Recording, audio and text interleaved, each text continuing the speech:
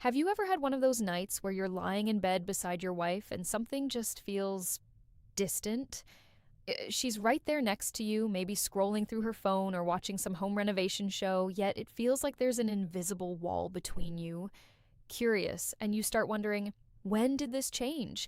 When did I go from the guy she couldn't keep her hands off to the guy she gives a quick forehead kiss like I'm some harmless relative? Most married men react to this in one of two ways. Some try even harder.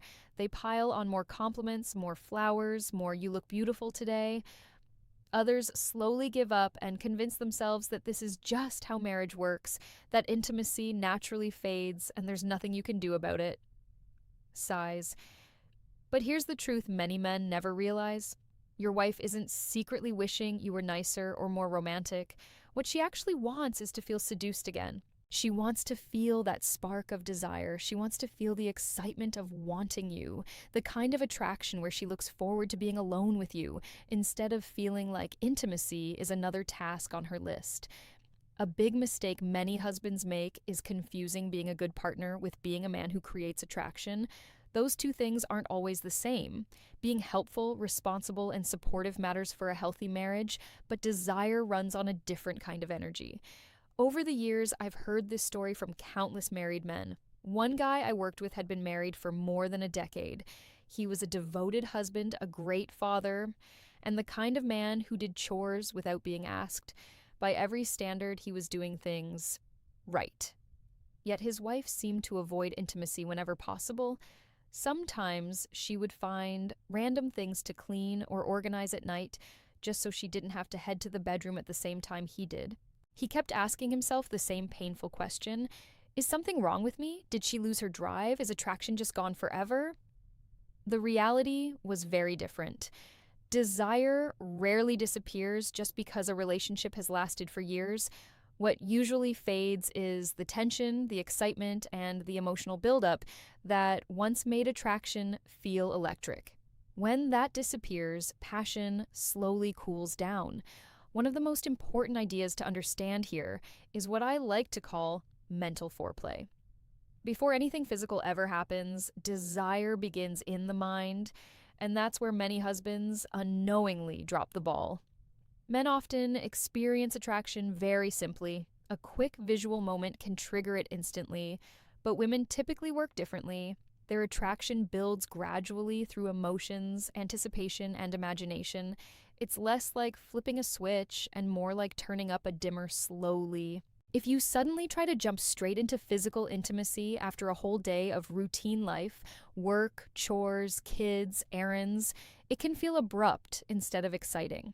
From her perspective, nothing has been building toward that moment. That's why the real shift starts earlier, sometimes hours or even a full day before you're ever alone together. Small moments during the day can plant the seeds of attraction. A playful message in the afternoon, a quiet comment when you pass each other in the kitchen, something that sparks curiosity without turning into a full conversation. When you say something intriguing and then casually move on, it leaves space for her mind to wander. She starts thinking about it, replaying the moment, wondering what you meant. That anticipation is powerful. Psychology shows that the excitement we feel while expecting a reward can actually release more dopamine than the reward itself. That's why suspense and buildup are so addictive. It's not just the result that matters, it's the anticipation leading up to it. When you understand this dynamic, you realize attraction isn't something that suddenly appears at bedtime. It's something that grows throughout the day through small signals, playful tension, and emotional connection that slowly turns up the spark between you. Think about a roulette wheel spinning in a casino. The excitement doesn't come only when the ball finally lands. The real rush happens while everyone is waiting, watching, and wondering what will happen next. Curious. That moment of anticipation is when dopamine floods the brain. The same idea applies to attraction. For many women, the spark grows during the waiting, the curiosity, and the buildup, not just the physical moment itself. So, when you drop small, playful hints throughout the day, you're doing more than flirting, you're triggering anticipation. Her mind begins replaying those little moments and wondering what might happen later. She carries that thought with her for hours. By the time evening comes around, you didn't have to suddenly create a mood. The mood has already been building since earlier in the day. Excited. That's the real power of mental foreplay. The second important idea is learning how to create tension and not immediately rush to release it. This feels strange at first because many men do the opposite. The moment they sense a little spark, they try to move straight to the finish line. If she gives a hint of interest, they instantly try to turn it into something physical. But when you rush too quickly, you destroy the very thing that fuels desire. Think back to when you first started dating. There was a slow build-up, maybe a long glance across the room, a light brush of hands, that quiet pause before the first kiss. Those moments felt powerful because they stretched the anticipation. Inside a long-term relationship, that tension often disappears because everything becomes predictable. Instead of letting that spark breathe, many couples rush past it. A better approach is to let the moment linger.